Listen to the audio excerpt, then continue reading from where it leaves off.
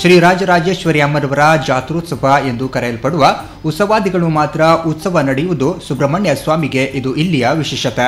March 14ರಂದು ಧ್ವಜಾರೋಹಣಗೊಂಡು April 12ರವರೆಗೆ ಜಾತ್ರೆಯ ಉತ್ಸವಾದಿಗಳು ನಡೆಯುತ್ತದೆ.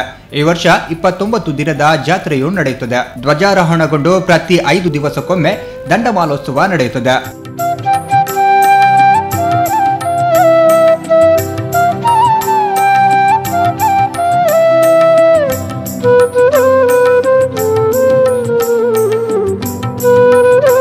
ಸುಬ್ರಹ್ಮಣ್ಯ ಸ್ವಾಮಿಗೆ ಕೇಪುಳ ಹೂವಿನ ದಂಡೆಯ ಅಲಂಕಾರ.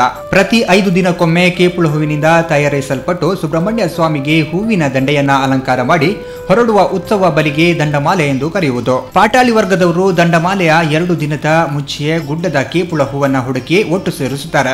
ಸುಮಾರು 3 ಬುಟ್ಟಿಯಷ್ಟು ಕೇಪುಳ ಹೂವನ್ನ ತುಂಬಿಸಿ ಅದನ್ನ ಗೊನೆ ಹಾಕಿದ ಕದಳಿ ಬಾಳೆ ಗಿಡದ ಹಗ್ಗದಲ್ಲಿ ಕೇಪುಳ ಹೂವಿನ ದಂಡೆಯನ್ನ ನೇಯುತ್ತಾರೆ. ಪ್ರತಿ 5 ದಿವಸಕ್ಕೊಮ್ಮೆ ಕೇಪುಳ ಹೂವಿನ ದಂಡೆಯನ್ನ ಬದಲಾಯಿಸುತ್ತಾರೆ. 20 ದಿನಗಳವರೆಗೆ ದಂಡಮಾಲೋತ್ಸವ ಜರುಗುತ್ತದೆ. ಕೇಪುಳ ಹೂವಿನ ದಂಡೆಯನ್ನ ಸುಬ್ರಹ್ಮಣ್ಯ ಸ್ವಾಮಿಗೆ ಅಲಂಕರಿಸುತ್ತಾರೆ.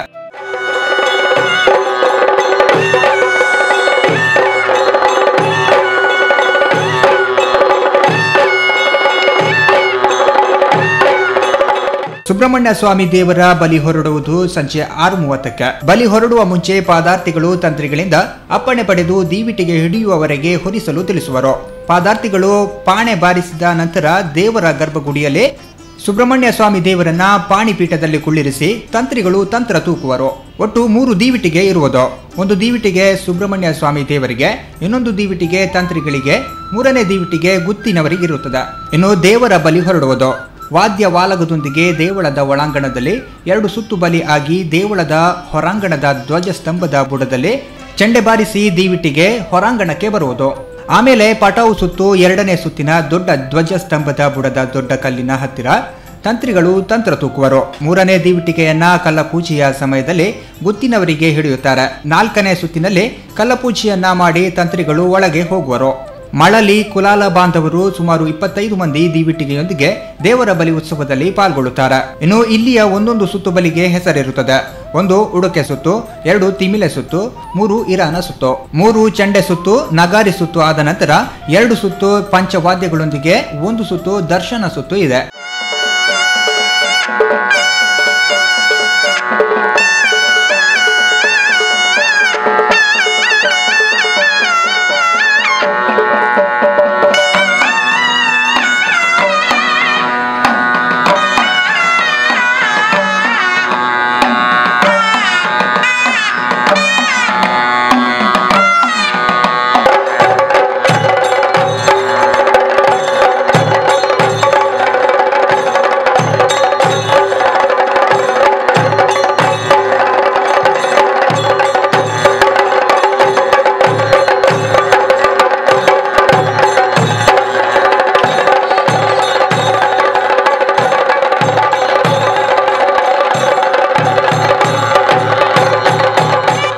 ಸರ್ವ ವಾದ್ಯಗಳೊಂದಿಗೆ ಸುಬ್ರಹ್ಮಣ್ಯ ಸ್ವಾಮಿಯ ಬಲಿ ನಡೆಯುತ್ತದೆ.